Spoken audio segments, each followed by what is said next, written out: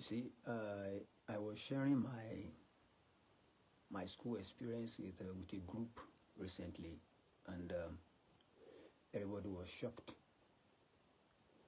and it was a true life, or let me say, it is actually a true life experience. Growing up, okay, I was a pupil at a time, you know, in a public school in my community where I grew up.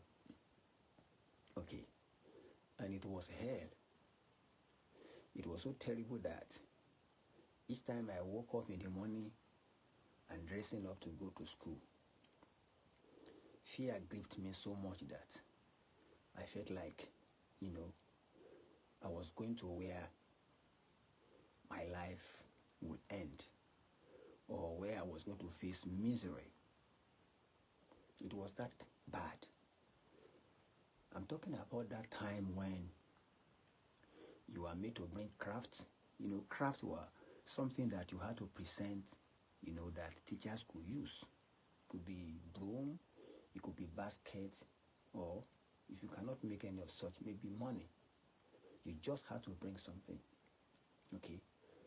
It used to be like every Thursday.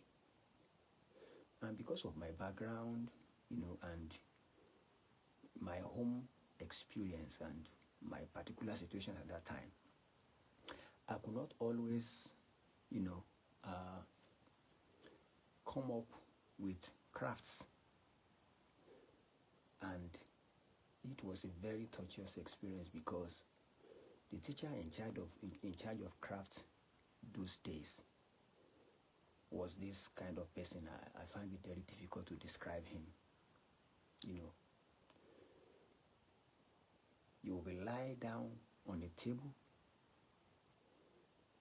Two people will hold your two hands. Another two people will hold your trunk. Another two will hold your legs. And they could give you as much as 6 strokes of the cane for not bringing craft, for coming late to school, and some other minor, oversights, minor offenses that maybe probably a child just needs a little bit of nudging or encouragement that will make him or her improve. You need to know that children come from homes, and every home has its own peculiar challenges. Every home has its own, peculiarity. But this wasn't, considered. And I was flogged by, for virtually everything, every little thing. I had similar experiences too,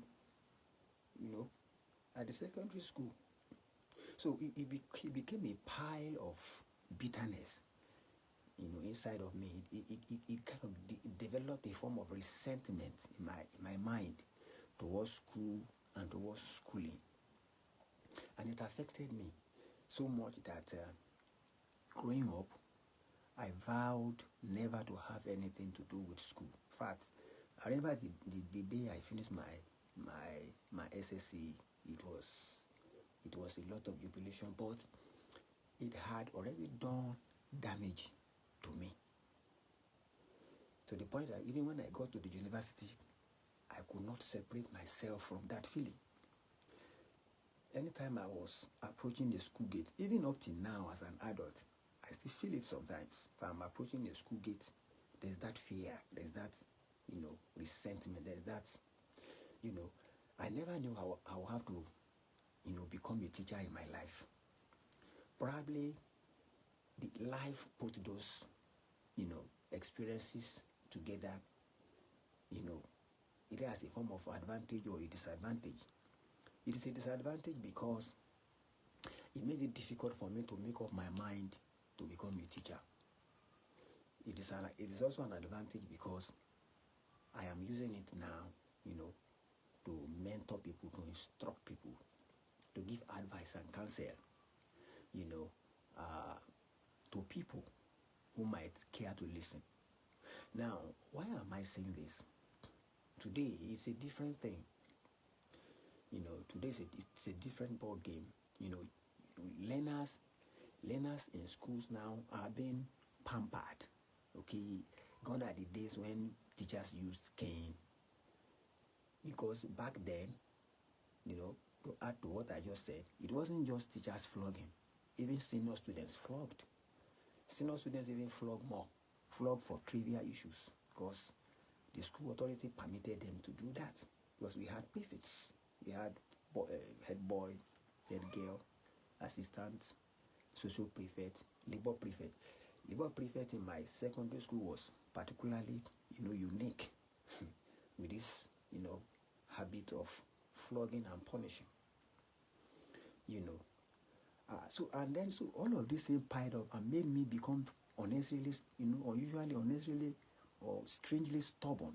I was so stubborn and cocky that even after my secondary school education, I had fracas with my principal. She's my friend on this platform. Probably we'll both review this video and listen to what I was saying. It was a pile of resentment that I had fracas with her, and I had to insult her because it became I was so bitter, because I felt like someone was just trying to make my life miserable. So it became how will I say it now? It became a condition for me. So it was more like degenerating into schizophrenia. I was almost going psychopathic. I insulted her, because I felt frustrated. And you will not believe it, I still got punished, as a graduate, as someone has already before I got my result, my SSC result, she still punished me. She still flogged me and gave me a portion of land to clear within the school, premises. It was quite embarrassing. I still had to bring my mother, before she eventually signed me out. Now, what am I saying? Those things have their own, such things have their own advantages, but it wasn't done with moderation. There were things that if they should happen in this our age and time, it will be tantamount to abuse. Parents will come and, bring down the school buildings. But we went through all that.